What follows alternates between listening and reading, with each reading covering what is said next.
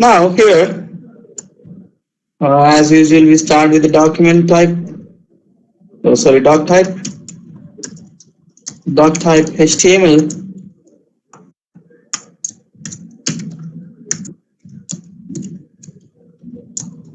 I'll just full screen this or migraine on this. I'm sorry, that's not full screen. So HTML head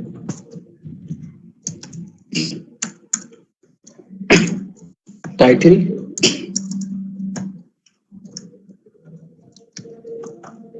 So title is Tutorials Live JS DOM. Alright, so here now after a long time we're writing a body because we need the document, we need the nodes.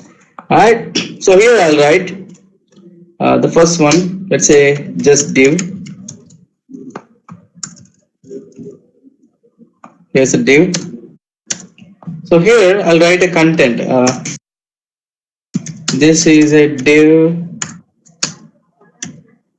inside the body, let's say the body with ID equal to whatever the ID, let's say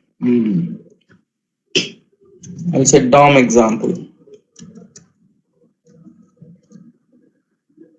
Right, I'll say here ID equal to DOM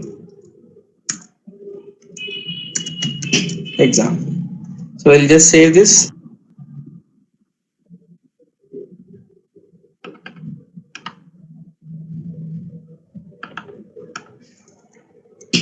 JS DOM.html. Right, now here one more thing to say. JavaScript need not be necessarily written inside the head. It can be written inside the body too. But always remember, write your JavaScript at the end. Always.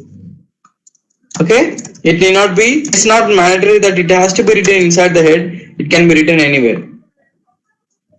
But it's good that we write it in the head. But performance wise, it's always better to write JavaScript at the bottom. And in this special case, in our document object model, always write your script in at the end. The reason is, when the page loads, the browser will read from top to bottom. Now if you write your document object model at the top, it reads it and it won't find our nodes because nodes are loading later. So that's the reason write your JavaScript code at the bottom. Alright? You following me? Tawfiq? In document object model, you are supposed to write your JavaScript at the bottom of the body, at the last. In general too, whenever you write your JavaScript code, remember that you have to write it at the end because performance wise, it's better if JavaScript loads later because we need a good performance, a fast loading website. If you write JavaScript in the start, the JavaScript will, since it's programming logic, it takes some time to compute or to execute or to parse. So it's always better to write it on the bottom. So going forward, we'll be writing our JavaScript at the bottom. So here, what is that? Where element. Okay, I'll use the first one. Document dot get element by ID. So my ID here is DOM example dot inner HTML. Sorry, just this. Now here where text equal to element dot inner HTML. Here let us write a function called print. So here I'll write text function to print text on to the browser. Alright, so function print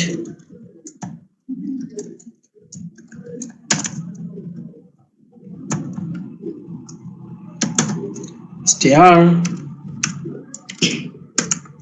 document dot write str plus yeah. Alright, let's see. So here, before printing this, I'll say here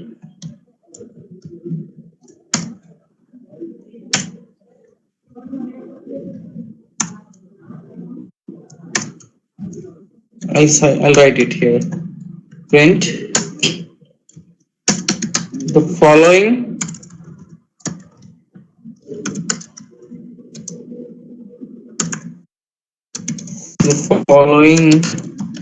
text is being printed inside the JavaScript, just for a reference.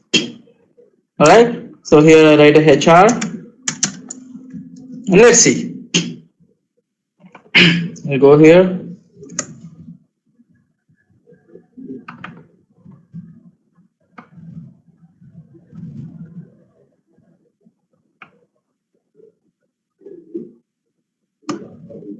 You see here, the following text is being printed. Now this is the content, right? So inner HTML will give me that content. Okay, that's how I actually get the data. All right. Now here inside we have a P, right? This is great, and I'll have one more P. No, this is great. I'll add one more P. Please do not fight. This is great. Just some crazy text over there. So let's use the other DOM. Here, I'll say. Now this time, our element equal to document dot get elements by tag name. Okay, so the tag name this time is P, and I have to give an index. Let's say 2. Okay, here what I say is now no text, nothing. I'll say element dot inner HTML. All right. So let's see. Now see here. Oh, it printed everything. Wait. There's something. Following is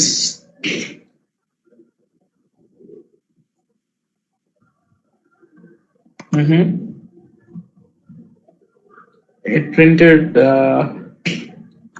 everything, and the last one too. So maybe let's say I'll remove this. I'll say I'll text itself.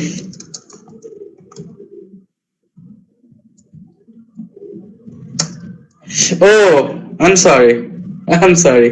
Okay, Taufik, could you spot it? What happened there?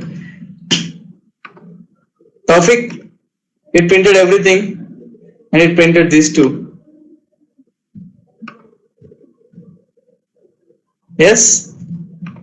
Do you know the reason why everything got printed? 2 elements used. Where?